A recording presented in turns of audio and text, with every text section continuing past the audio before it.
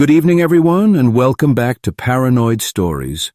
Tonight, we're exchanging the open road for the dense, ancient woods. I'm taking you deep into the heart of the Appalachian Mountains, a place of unparalleled beauty and pervasive dread. We have gathered 10 unsettling tales, drawn from the experiences of those whose jobs take them into the deepest folds of these mountains. The park rangers, the remote delivery drivers, the cabin renters, and the solitary residents. These narratives are rooted in the chilling, uncanny phenomena reported in the hollows and on the high ridges, encounters with things that defy logic and seem to be utterly native to the dark soil of Appalachia. To honor the privacy of those involved in the specific locations, all names and contexts have been carefully adjusted, while preserving the palpable, suffocating horror of each encounter. If the shadows and secrets of the mountains intrigue you, make sure to subscribe to Paranoid Stories for daily true horror content that will keep you questioning what truly lurks in the wilderness. Hit that notification bell so you never miss when darkness descends upon our channel. Now, let us begin our journey into the quiet, watchful horror of the Appalachian peaks. I'm Roland Erickson. I was 22 that summer, working for a grocery delivery service in western North Carolina to cover tuition. Not glamorous work, but the tips were decent, and I didn't mind the drive through the mountains. Most clients were retirees or tourists renting cabins, normal people who just didn't want to make the 40-minute trek into town.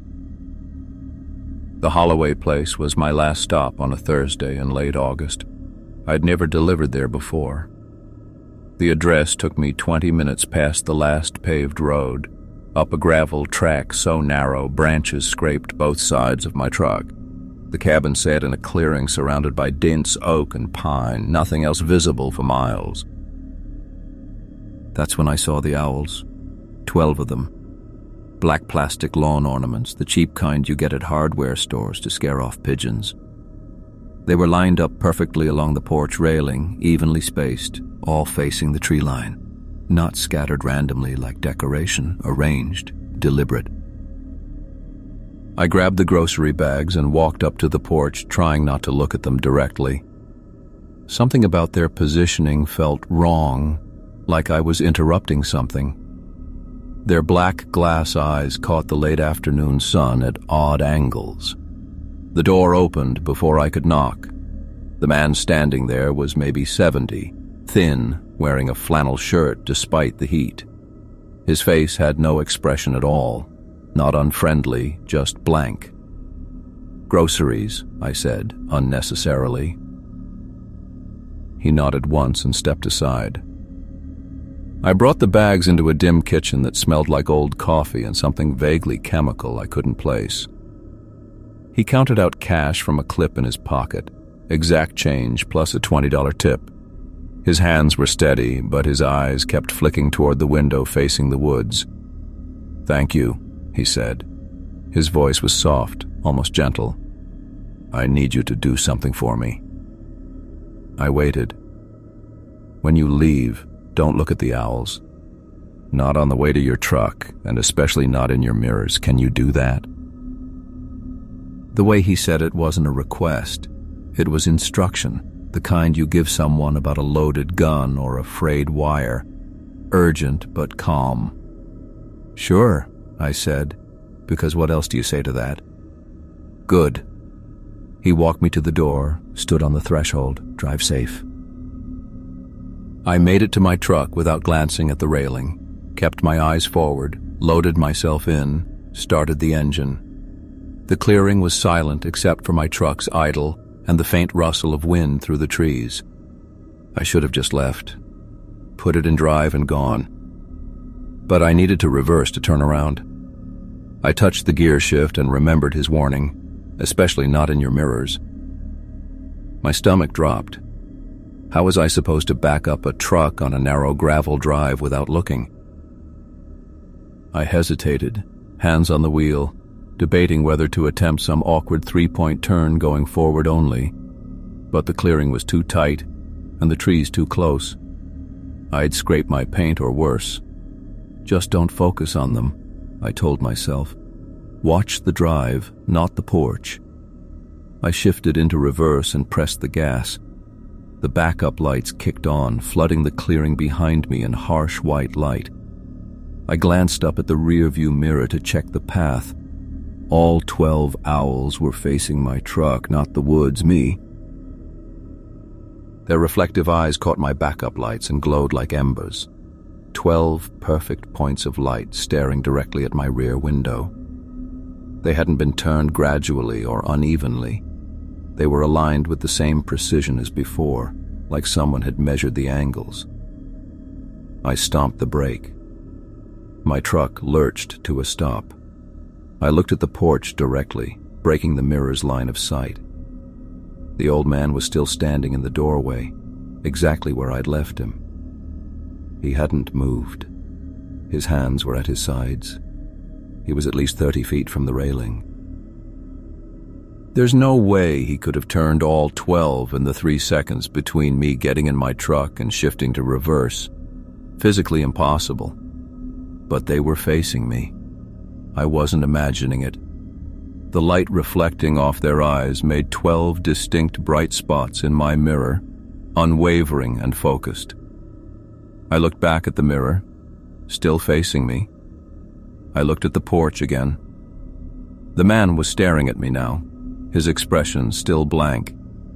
He raised one hand slowly and made a small shooing motion, gentle, go. I put the truck back in drive, pulled forward, and managed a clumsy Y-turn that scraped my undercarriage on a rock. I didn't care. When I finally got the truck pointed toward the exit, I gunned it. Gravel sprayed. I didn't touch the brakes until I hit the paved road. I told myself they'd been facing me the whole time and I just hadn't noticed on the way in, that I'd been distracted, that my angle was wrong. But I'd seen them. I'd seen them facing the woods. That was 10 weeks ago. I quit the delivery job 2 days later, told them I was starting school early. Here's what I can't stop thinking about. When I looked at the porch directly, not through the mirror, the owls were still facing the woods. I'm sure of it. It was only in the reflection that they were turned. I don't know what that means. I don't know what the man was protecting me from by warning me not to look. And I really don't know what would have happened if I'd kept reversing, if I'd driven backward all the way down that gravel track with those 12 reflected eyes watching me the entire time.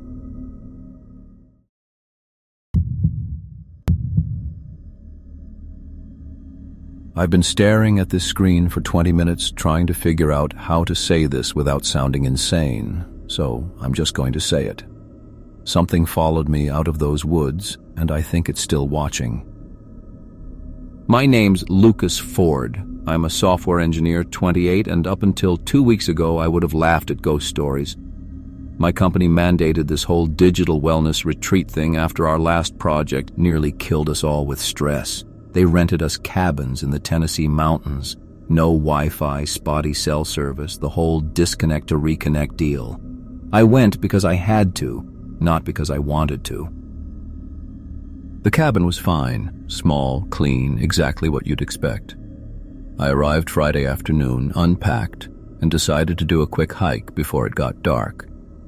There was a trail marker maybe 50 yards from the property, so I followed it up into the woods.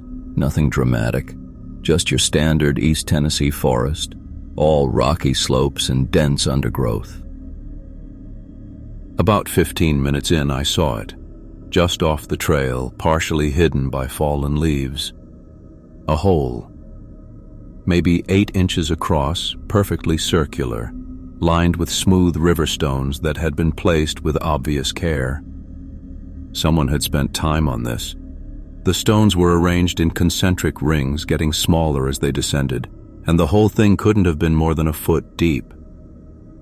Inside was a piece of paper, folded into a tight square.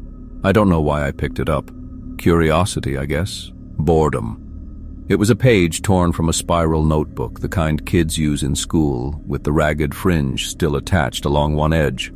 When I unfolded it, I saw the handwriting. The ground is watching.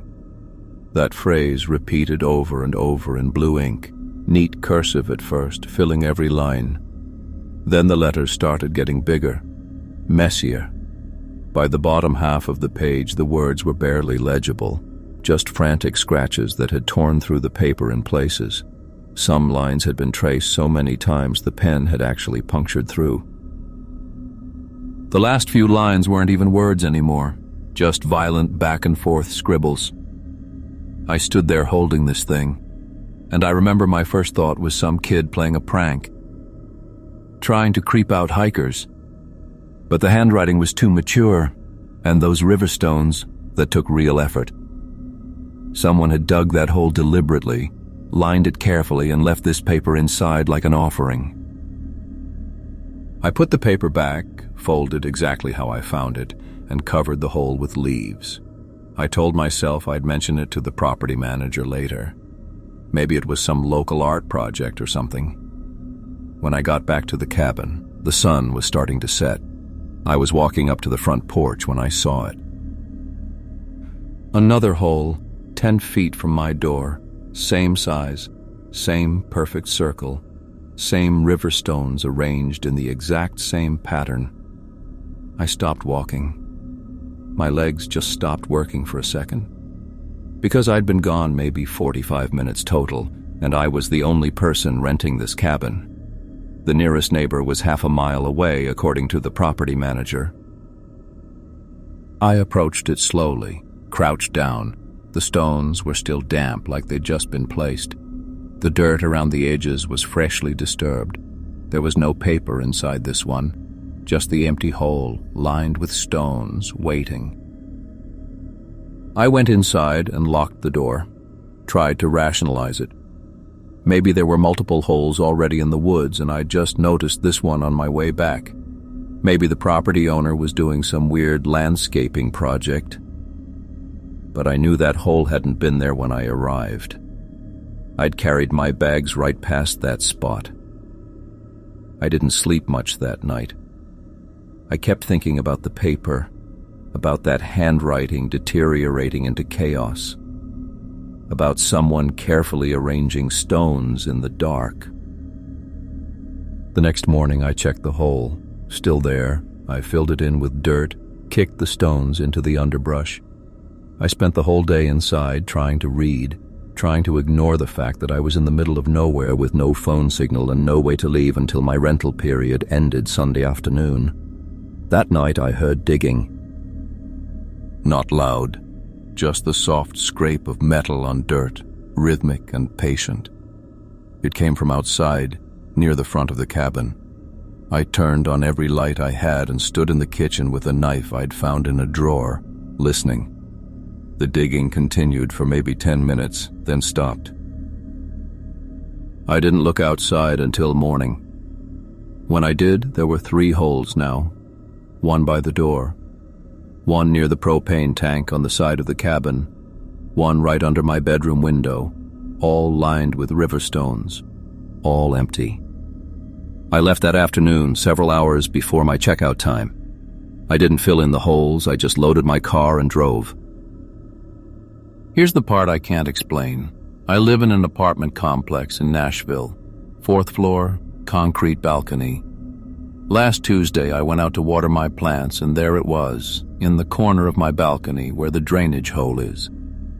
Someone had arranged 12 smooth river stones in a perfect circle around the drain. I know because I counted them. I swept them off the balcony. They're probably still in the parking lot somewhere, but I can feel it when I'm trying to sleep. That patient, methodical scraping. And I keep thinking about what that paper said. The way the handwriting fell apart like whoever wrote it couldn't hold the pen anymore. The ground is watching. I don't know what that means, but I think maybe they were trying to warn me. I think maybe they found out too late that some things notice when you notice them.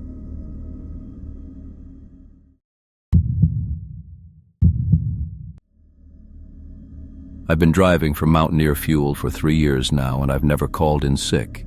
Not once. But I haven't been back to work since that delivery 2 weeks ago, and I don't know if I can go back. Look, I'm not someone who gets spooked easily. I grew up in these mountains. I've done late-night deliveries to every kind of isolated property you can imagine. Hunting cabins, off-grid homesteads, places where you're pretty sure you're trespassing on some militia compound.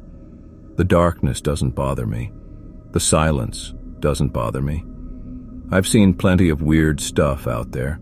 Bizarre lawn ornaments, paranoid security setups, houses that look condemned but have smoke coming out the chimney. You learn not to ask questions. But this was different. The delivery was for a place I'd never serviced before, about 40 minutes up Route 220 and then another 20 on increasingly narrow roads that switchbacked up into the high country. The GPS kept losing signal. I almost missed the turnoff completely. Just a gap in the trees with no mailbox, no sign, nothing. The driveway was steep gravel that made my truck's engine strain even in low gear. I came around the final bend and my headlights swept across the house. Small place, maybe 2 bedrooms. Vinyl siding that had gone gray with age, one window glowing yellow on the ground floor, and sitting directly in the center of the gravel turnaround, maybe 30 feet from the front door, was a kitchen chair. Just a chair. Wooden frame, vinyl padded seat, facing straight toward where I'd be parking. I stopped the truck about 40 feet back, left the engine running, headlights on. The chair sat there in the beams, casting a long shadow across the gravel. It wasn't a lawn chair or a porch chair. It was the kind of chair you'd have at a dining table. Heavy-looking, deliberate.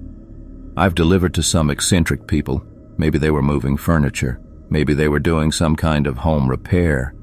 I tried to make it make sense. I honked twice. Standard protocol when you arrive. Nobody came out. The fuel gauge said they were almost empty, probably running their generator on fumes. I couldn't just leave. I grabbed my flashlight, killed the engine, but left my high beams on and climbed down from the cab. The cold hit me immediately. It was early March, but up here it felt like January. My breath came out in thick clouds. And here's the thing that made my skin prickle. There was no wind. None. The trees around the property were completely still, but I could see my breath swirling, moving in little eddies like there was air current I couldn't feel. I walked toward the chair.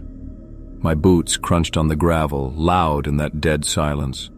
20 feet away, 15. The chair just sat there, centered perfectly in the turnaround like someone had measured it. 10 feet away, I stopped. Because I could see the seat cushion. Vinyl, dark green, cracked with age. And it was compressed, indented, like someone had just been sitting in it. Like someone heavy had been sitting in it for a long time and had only just stood up. I don't know why, but I said, "Hello?" My voice sounded wrong out there. That's when I heard it. A wet sound, a squelch like someone shifting their weight on old vinyl. It came from the chair. The seat cushion moved, just slightly, just a depression releasing, the material expanding back up. The sound was unmistakable. I've sat in chairs like that my whole life. That's the sound they make when you stand up. But there was nobody there. My flashlight beam was shaking. I realized my hands were shaking.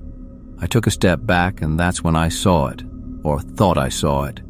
Right above the chair, maybe 5.5 feet off the ground, there was a disturbance in the mist. A shape. Translucent, barely there, but I could make out the outline of a head. Shoulders. The mist was condensing around something I couldn't see, defining its edges for just a second or two. Then it dissipated, dissolved into the cold air like it had never been there. I backed up until I hit my truck. The chair was still there, empty, facing me. The house lights were still on. Everything looked normal, except nothing was normal, and my body knew it. My heart was hammering so hard I could feel it in my throat. I got back in the truck. I started the engine. And I left. I didn't deliver the fuel. I drove back down that mountain going way too fast for those switchbacks. I called my supervisor from the bottom and told him the road was impossible, that there was a fallen tree blocking access. I've never lied on a delivery report before. 3 days later, dispatch told me to try that address again. I said I was sick. The next driver who went up there said the place looked abandoned. No lights on, no vehicle, no chair in the driveway. But he couldn't raise anyone, and the tank was bone dry, so he left too. I keep thinking about that squelch sound, the way the cushion moved. I keep thinking about how cold it was and how my breath was swirling in air that wasn't moving. How something had been sitting in that chair, waiting, and how it stood up right as I got close enough to hear it. I don't drive at night anymore. I requested day shifts only. My supervisor's getting frustrated with me, but I can't explain it to him. I tried once and stopped mid-sentence because I realized how it sounded. The thing that keeps me up is this. If someone had been sitting there, why did they stand up when I arrived? What were they waiting for? And where did they go when they stood up? Because there was nowhere to go. I would have seen them. The turnaround was lit up by my headlights. There was no cover within 40 feet. They just stood up and stayed right there, invisible, while I walked toward them.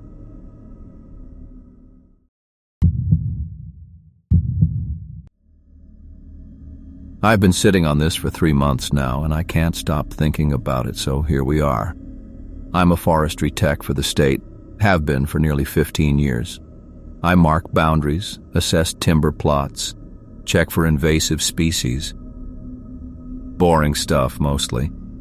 I'm out there alone a lot, which I've always preferred. I know these woods better than I know my own neighborhood. Last July, I was running an ATV survey through a clear-cut zone about 40 miles south of Williamsport. We'd been in a drought for over a week. Everything was brown and cracking, dust clouds following me everywhere I drove. The job was simple. GPS the property lines for a logging company, make sure they hadn't exceeded their permit boundaries. I'd done it 100 times before. Around 2 in the afternoon, I came up on a stand of maybe 20 trees that had been left standing in the middle of the cut zone. Sometimes they leave buffer patches for erosion control or wildlife habitat. Nothing unusual about that. But as I got closer, I noticed something off about the bark. Every single tree had a hole in it. Not like woodpecker damage or natural scarring. These were perfectly round, maybe the diameter of a pencil, drilled straight into the trunk at exactly chest height. I'm talking surgically precise. Same height, same size, every tree, maple, oak, birch, didn't matter. Even the saplings had them. I killed the engine and got off to look. The holes were clean, no sawdust, no tool marks I could see. But here's what made my skin crawl. They were wet. Water was seeping out of every single hole, just slowly weeping down the bark in thin trails. Fresh, clear water in the middle of a drought, in trees that should have been bone dry. I touched the bark below one of the holes on a big oak. The water was cold. Not cool, cold like it had come from deep underground. It left my fingers numb for a second. I wiped my hand on my jeans and stepped back, trying to make sense of it. Trees don't just leak water like that. Not from a drill hole. Not in drought conditions. That's when I heard it. A sound from the nearest tree. A wet, rattling gasp, like something trying to breathe through fluid. I froze, staring at the hole in the trunk. The water had stopped. Completely. The bark around the hole was already dry, like it had never been wet at all. I could see into the hole maybe half an inch, and inside it wasn't wood grain or pulp. It was smooth, dark, almost fleshy. I need you to understand. I've spent half my life in the woods. I know what animals sound like, what wind does to trees, how rot and disease present. This wasn't any of that. The gasp came again, quieter this time, and I swear to God it had a rhythm to it. In, out, slow and deliberate. I looked at the other trees. All the holes were dry now, every single one. 30 seconds ago they'd been dripping, and now there wasn't even a damp spot on the bark. My supervisor called my radio right then, just a routine check-in, and I nearly jumped out of my skin. I answered, tried to keep my voice steady, told him I was finishing up the survey. He asked if I'd found the marker stakes near the buffer zone. I lied and said yes. I didn't go near those trees again. I got back on the ATV, marked the GPS coordinates from a distance, and filed my report that night. I wrote that the buffer stand was intact, no encroachment, all clear. I didn't mention the holes. 2 days later, I pulled the satellite images of that zone from our database. I zoomed in as far as the resolution would let me. You could see the clear cut, the roads, even individual stumps. But where that stand of trees should have been, there was nothing. Just empty space. Not even a shadow. Like the camera couldn't see them or didn't want to. I requested a transfer to a different district the next week. Told them I wanted to be closer to home. They didn't ask questions. I haven't been back to that part of the state since. But sometimes late at night when the house is quiet, I think about those holes. About what would need water that badly. About what would take it from the inside of a tree all at once, like flipping a switch. And I think about the sound. I still hear it sometimes when I'm trying to fall asleep. That wet, deliberate gasp. And I have to turn on every light in the house until it stops.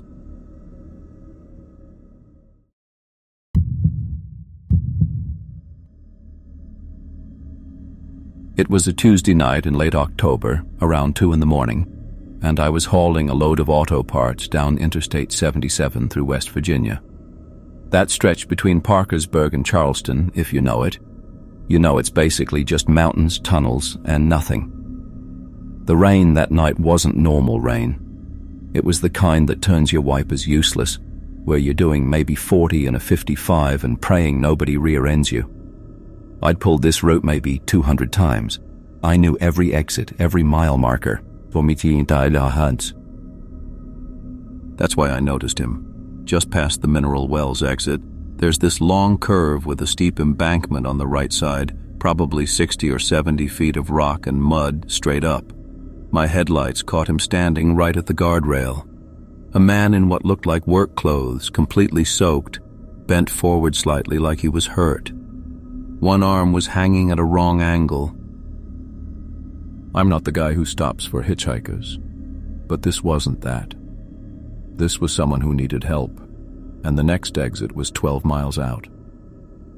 I hit my flashes and pulled onto the shoulder about 30 feet past him, engine idling, grabbed my mag light from the door pocket.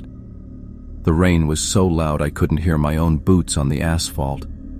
I came around the front of my cab, flashlight aimed at where he'd been standing. He was still there, hadn't moved. That's when I got my first good look at him. His work clothes were gray, maybe blue, hard to tell in the rain, but they were plastered to him. His hair was dark and stuck flat to his skull. But his face, God, his face was all wrong. Too smooth, like wax, and his eyes didn't reflect my flashlight. They were just dark holes. "Hey," I shouted over the rain. "You need help? You hurt?" He didn't answer. Didn't even turn his head. Just stood there, that one arm dangling. I took another step closer, maybe 10 feet away now. "Sir, I can call someone, or I can..." That's when he made the sound. It wasn't a word. It wasn't a scream. It was this high-pitched screech, like metal scraping metal, but it was coming from him, from his mouth, and it went on for maybe 3 seconds, just drilling into my ears, even through the rain. Then he moved. I don't know how else to explain it, but he shambled. No, he scrambled sideways and started going up that embankment. Not climbing, not using his hands. He was moving up that steep, muddy slope like a spider, his body bent wrong, feet and legs propelling him upward at a speed that shouldn't have been possible. The angle was almost vertical in places. In maybe 4 seconds, he was 30 feet up and disappearing into the trees and darkness. I stood there with rain hammering my skull, flashlight shaking in my hand, trying to process what I'd just seen. My first thought was drugs, PCP or something. But nobody on PCP moves like that. Nobody moves like that. I should have gotten back in my truck right then. I should have driven away and never thought about it again. But I walked over to where he'd been standing. The rain was coming down so hard it was bouncing off the road, pooling everywhere, running in sheets toward the shoulder. I aimed my flashlight at the spot right in front of the guardrail where he'd been. 2 footprints, bare feet, large, maybe size 12 or 13, pressed into the pavement, completely dry. Not damp, not wet, bone dry like the rain was avoiding them. And the outlines were perfect, every toe defined, the arch, the heel. But here's what made my stomach drop. The rain was falling directly onto them as I watched, and it wasn't touching them. The water was hitting the pavement all around those prints, splashing, pooling. But where the footprints were, it was like there was an invisible barrier. The rain just slid around them. I crouched down, not believing what I was seeing, and reached out to touch one. The second my finger crossed into the print, the rain suddenly hit it. Just like that. The dry outline vanished underwater, and within seconds it was just wet pavement like everything else. I ran back to my truck, nearly slipping, and locked myself inside. Sat there, shaking, heater blasting, staring at that guardrail through the rain-streaked windshield. I waited maybe 5 minutes before I put the semi in gear and got the hell out of there. I didn't report it.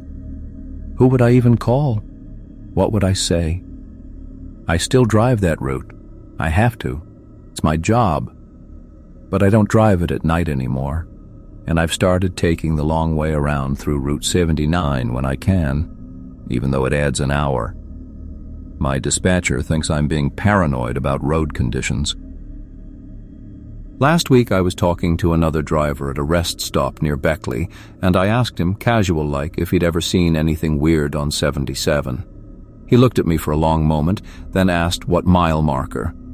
When I told him, he just shook his head and walked away. I looked up missing persons reports for that area going back 20 years. There's a lot of them. More than there should be. I don't know what I saw. But sometimes when I'm driving in the rain now, I catch myself checking the shoulder too carefully, looking for shapes that don't belong. And I keep wondering if those footprints are still there somewhere, waiting under the next storm, and what happens if someone else stops.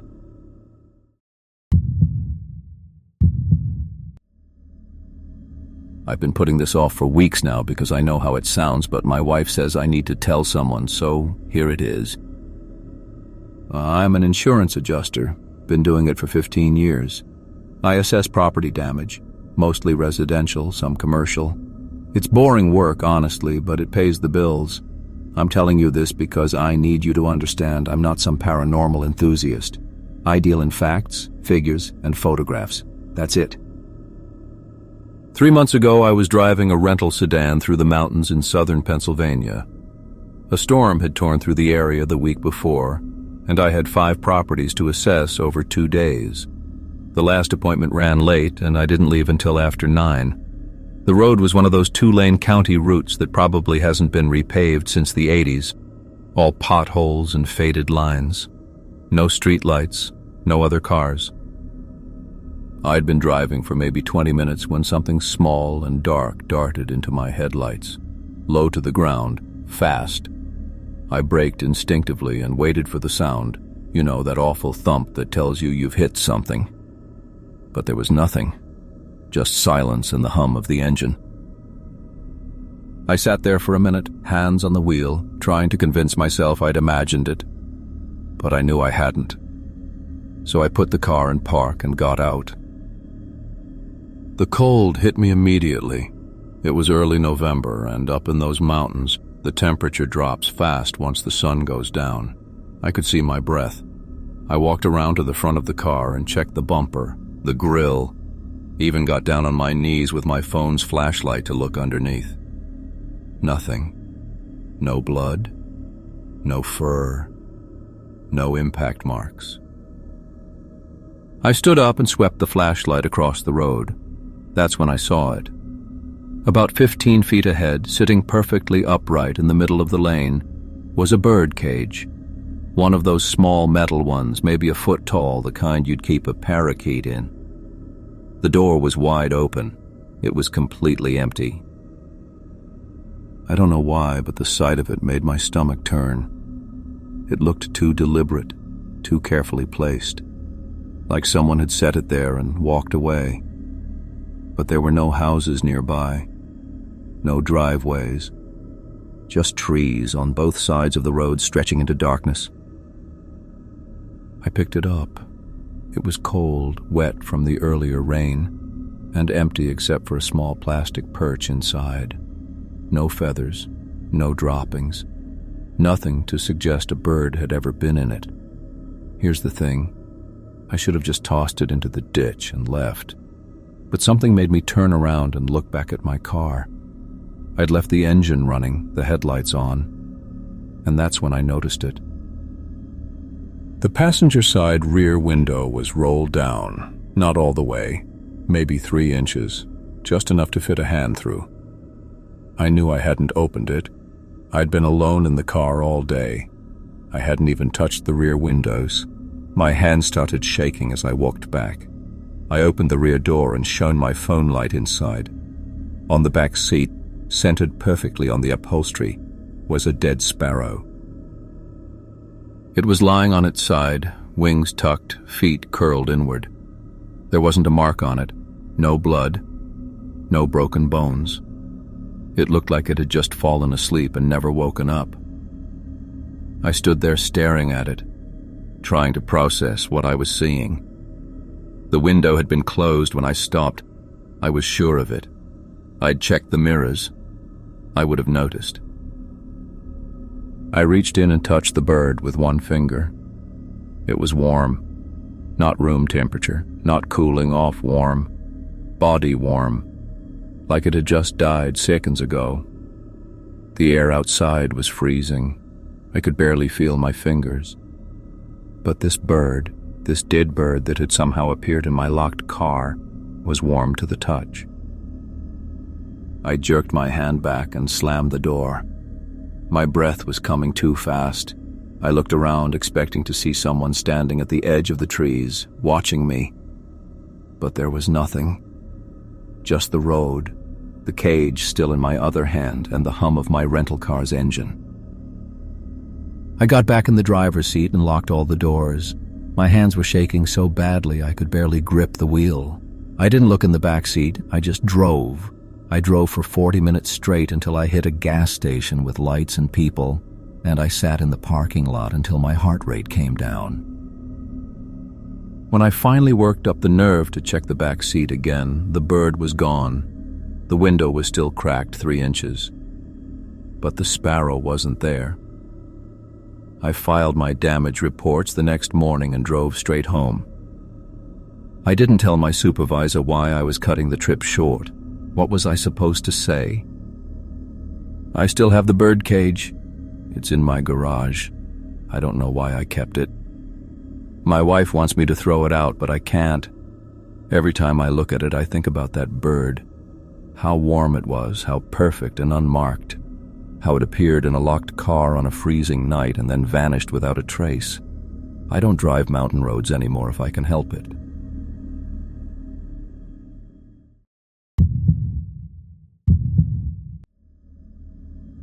I'm John Hayes, 20 years old, anthropology major at a state school nobody's heard of.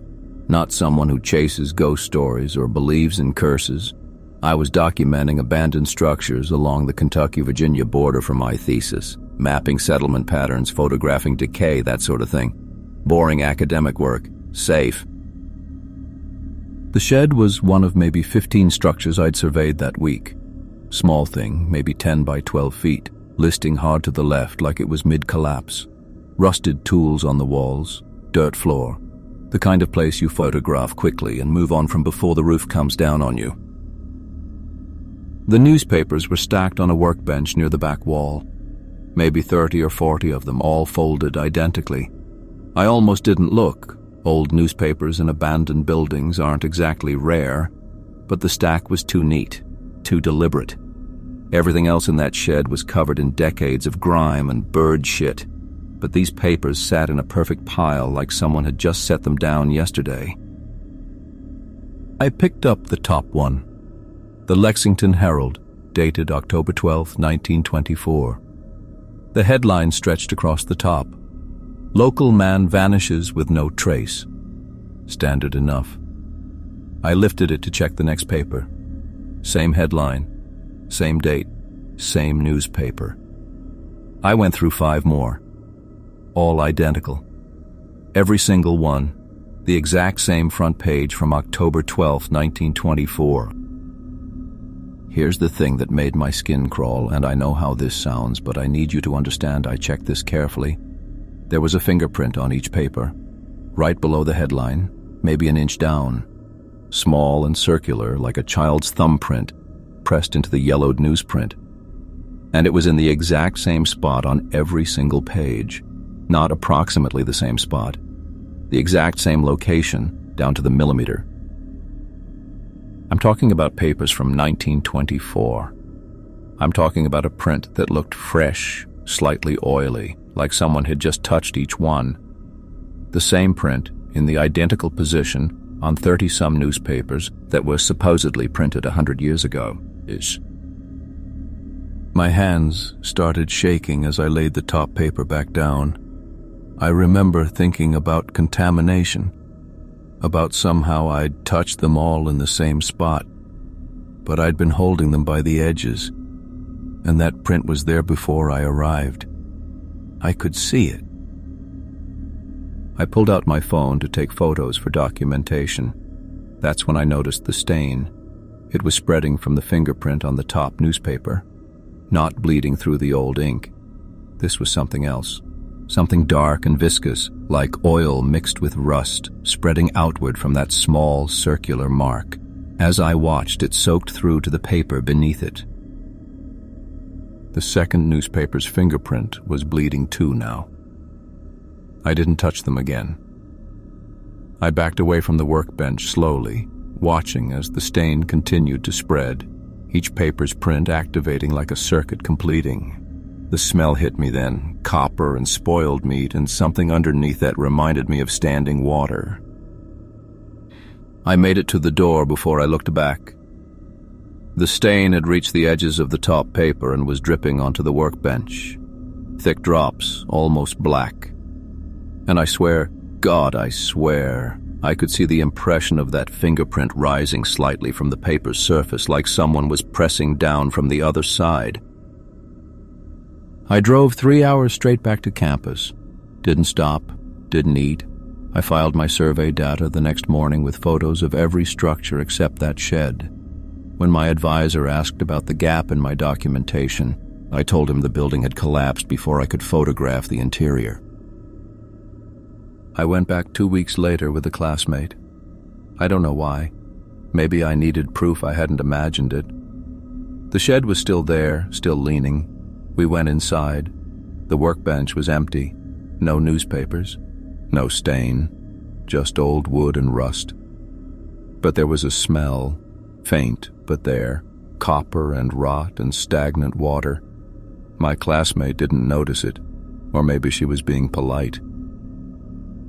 I changed my thesis to focus on modern urban development patterns. Defended it last spring, graduated in May. I work at a library now, shelving books. It's quiet, predictable. Sometimes I think about that headline, "Local man vanishes with no trace." I never read the article beneath it.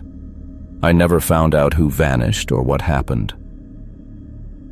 Last week, I was processing donations and found a box of old newspapers from the 1920s. My supervisor asked me to sort and preserve them. I told her I was feeling sick and left early. I haven't been back yet. She keeps calling.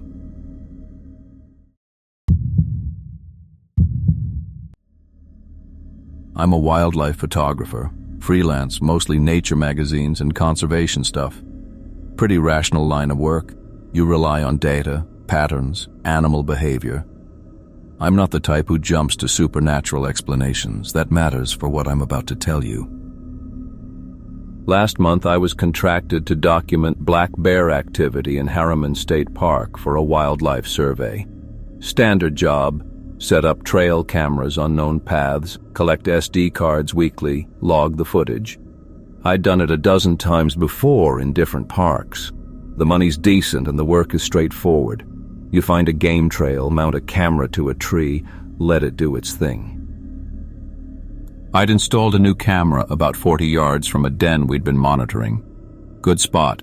Fresh scat, claw marks on the surrounding trees, clear signs of regular traffic.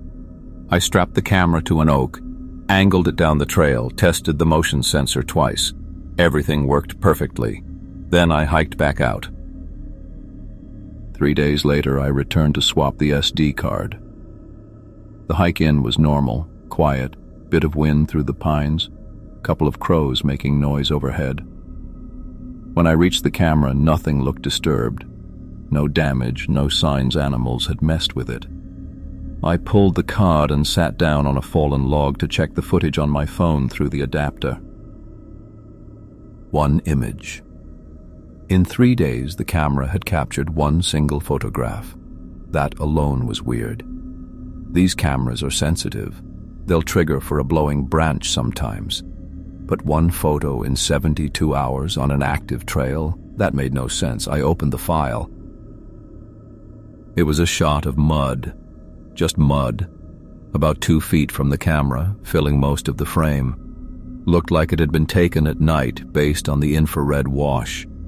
But there, in perfect clarity, was a handprint.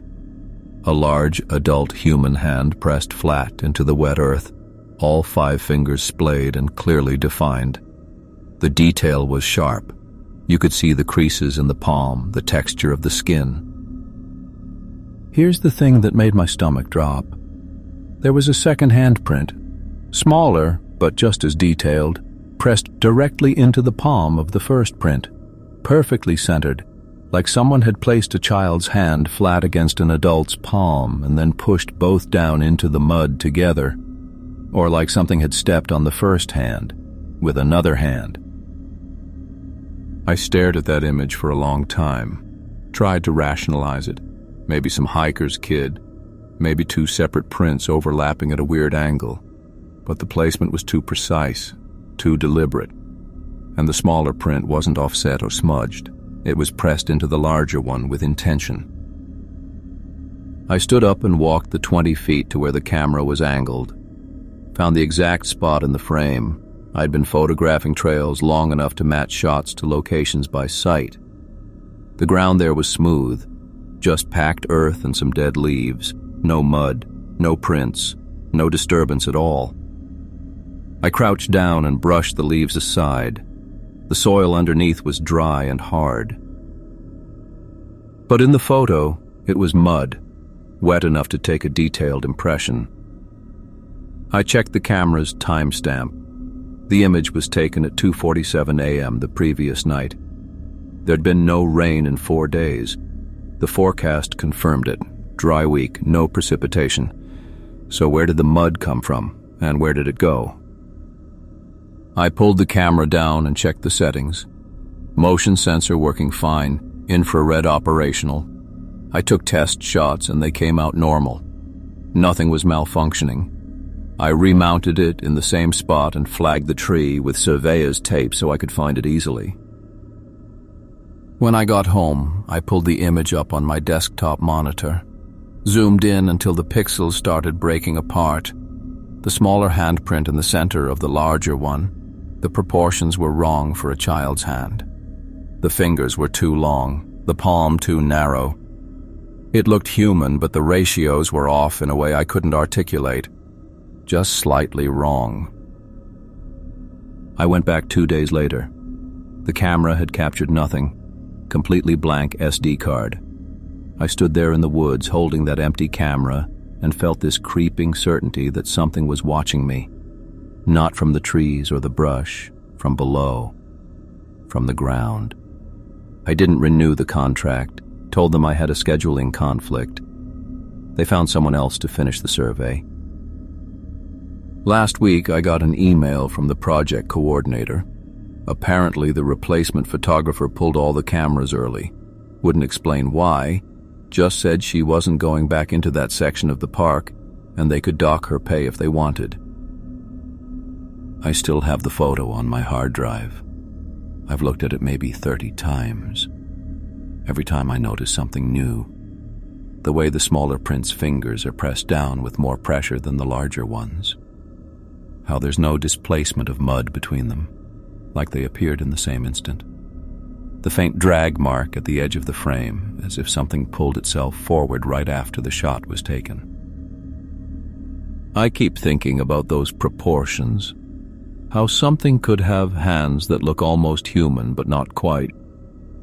And I keep wondering what was underneath that mud, what left that first print, what stepped on it, or into it. I'm not going back to check, I know that much.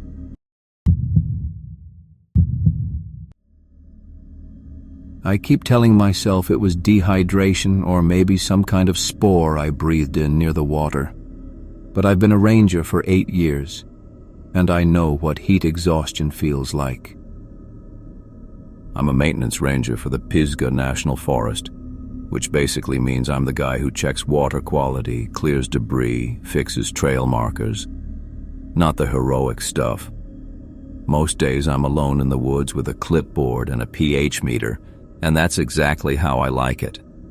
On June 12th, I was doing a routine check on Birch Spring, this little seep that barely anyone knows about, maybe 3 miles off the nearest trail. I go there every 2 months. Takes about an hour and a half to hike in. The spring itself is pretty unremarkable, just a quiet trickle coming out of a moss-covered rock face, pooling in a small basin before disappearing into the ground. The moss there is thick, almost cushiony, this deep green that stays damp year-round. I was kneeling down to collect a water sample when I saw it. Sitting right in the moss, maybe 2 feet from the water's edge, was this nest. That's the only word I have for it.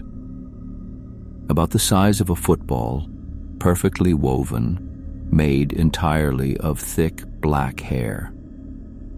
Not fur, hair. Each strand was maybe the thickness of piano wire, coarse and dark, woven together in this intricate pattern that looked almost deliberate. Too deliberate. I remember my first thought was someone's messing with me. Maybe another ranger, some kind of prank. But we don't really do that, and besides, the spring is so remote I'd never mentioned it to anyone. I set down my sample kit and just stared at it for a minute. The hair had this dull sheen to it, not quite matte, but not glossy either. It didn't move in the breeze. Didn't smell like anything. I've seen bear scat, raccoon dens, bird nests of every kind. This wasn't any of those. The hair was too uniform, too thick. And the weaving, God, the weaving was tight and purposeful, like someone had spent hours on it. I did what any idiot would do. I picked up a stick and poked it. The nest didn't react, didn't fall apart or reveal anything inside. But as I pulled the stick back, I saw it. Right on the surface of the woven hair, a single drop of liquid welled up, perfectly clear, catching the filtered sunlight. It just appeared, didn't drip from above, didn't seep out from inside. It formed on the surface and sat there, bulging slightly, defying gravity. I leaned closer without thinking. That's when I smelled it. Sweat. Human sweat. That specific, slightly sour smell of someone who's been working hard in the heat, The same smell that was probably coming off me after the hike in, and then the pressure hit. I don't know how else to describe it. It wasn't a sound or a touch. It was like the air itself was pushing against my face, forcing my head to turn away from the nest. Not violent, but insistent. The way you'd turn your head if someone was shining a bright light directly in your eyes, except there was no light. Just this overwhelming compulsion to look anywhere else. I tried to resist it. I remember my neck muscles straining, my jaw clenching. But it was like fighting against something fundamental, like trying to hold your breath past the point of panic. After maybe 5 seconds, though it felt longer, I gave in and looked away, focusing on the trees to my left. My heart was hammering. I could feel sweat running down my back that had nothing to do with the temperature. I counted to 3, trying to steady my breathing, and looked back. The nest was gone. The moss where it had been sitting was compressed, though, a perfect oval impression, still damp, exactly the size and shape of what I'd seen. I got down on my hands and knees and ran my fingers over the spot. The moss was cold, colder than it should have been, even in the shade. I packed up my gear in about 30 seconds and got the hell out of there. Didn't finish the water quality check, didn't document anything in my log.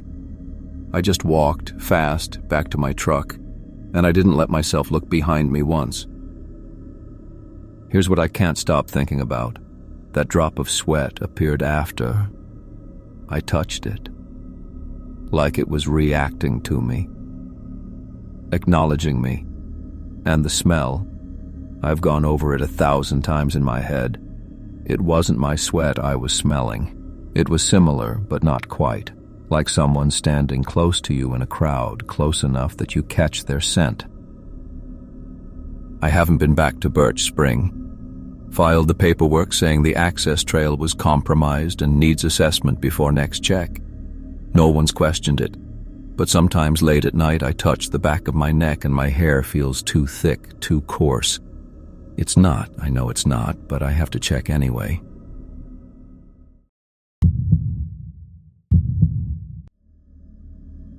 I keep telling myself it was just stress. That isolation does things to your head, but I can still smell it when I close my eyes. That salt rot ocean smell coming from wood that's never seen the sea. My name's Owen Perry. I'm 40 years old, retired Army, and I built my cabin in the Alleghenies with my own hands 5 years ago.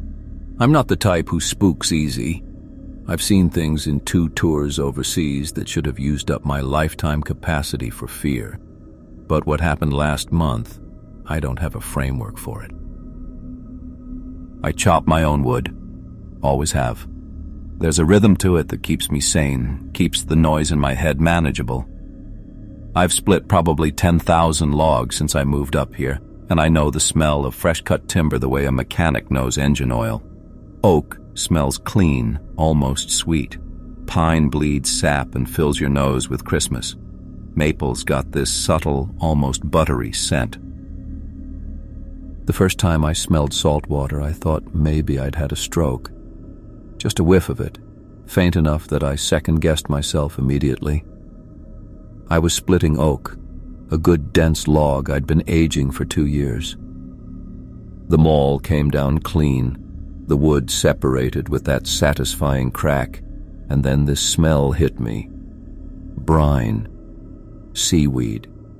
That specific rot and salt combination you only get near an ocean. I'm 300 miles from the nearest coastline. I picked up 1/2 of the split log and pressed my nose to the fresh surface. Nothing, just oak.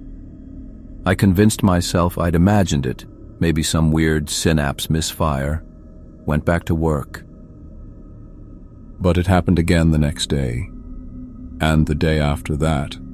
Always just a trace, always with oak, always gone within seconds, like it had never been there at all. I started splitting the oak logs more carefully, examining each piece. The wood looked normal. tight grain, no rot, no moisture damage. Nothing that would explain the smell. Then I found the shell. I was working through a particularly thick oak round, maybe 18 inches across. The wood was so dense the maul bounced off the first swing. Second swing cracked it. Third swing split it clean down the middle, and something small and white tumbled out of the interior and landed in the wood chips at my feet. I thought it was a piece of quartz at first. We've got plenty of rock in the soil up here. But when I picked it up and brushed off the sawdust, I was holding a perfect little spiral shell. A periwinkle, I think they're called. The kind you see by the thousands on rocky beaches. It was pristine, smooth, unbroken, with that subtle iridescence inside the opening. And it had been buried deep in the heartwood of that oak, wood that had grown and died and aged for decades, wood I'd cut down myself from a tree that stood 200 yards from my cabin door. I turned that shell over in my fingers for probably 10 minutes, trying to make it make sense. My hands were shaking. I remember that clearly, this stupid tremor I couldn't control, because the only way that shell could have gotten there was if it had been inside the tree as the tree grew around it cell by cell, ring by ring. And that wasn't possible. That couldn't be possible. I should have buried it, should have thrown it in the woods and forgotten about it. Instead, I did what I always do with my split wood. I carried the logs inside and fed them into the stove that night. The fire burned wrong. Not just wrong, impossible. The flames came up blue-green, the color of deep ocean water, and they moved in a way fire shouldn't move, slow, almost liquid. The wood didn't crackle or pop. It just sat there in that weird aquatic light, burning without sound, and the smell that came out of the stove was so thick with brine, I had to open every window in the cabin, even though it was 30 degrees outside. I let the fire die, didn't add more wood, just sat there in the cold, watching those unnatural flames shrink and gutter out. When I checked the stove in the morning, there was no ash, nothing. The logs I'd burned had left absolutely nothing behind, not even the fine white powder you'd expect. The stove bed was clean as if I'd never lit a fire at all. I haven't chopped oak since then. I've got 2 cords of it stacked outside, seasoned and ready, and I won't touch it. I burn pine now, even though it's not as efficient, even though it pops and throws sparks. Because pine smells like pine, pine burns orange, pine leaves ash. Last week I walked past my oak stack and I swear to God I heard something. Not a sound exactly, more like the absence of sound, this pocket of silence that moved through the pile like something breathing. I stood there for maybe 30 seconds, not moving, barely breathing myself. And I could smell that ocean smell again, stronger now, like it was coming from inside the wood itself. The shell's still sitting on my kitchen counter. I can see it from where I sleep. Some nights I wake up and I swear the spiral's deeper than it was, like it's growing inward, pulling itself into some impossible space that shouldn't exist inside something so small. I don't know what I cut down when I fell to that oak. I keep thinking about roots, about where they go, what they touch in the dark soil where we can't see, about whether distance means anything at all when you go deep enough.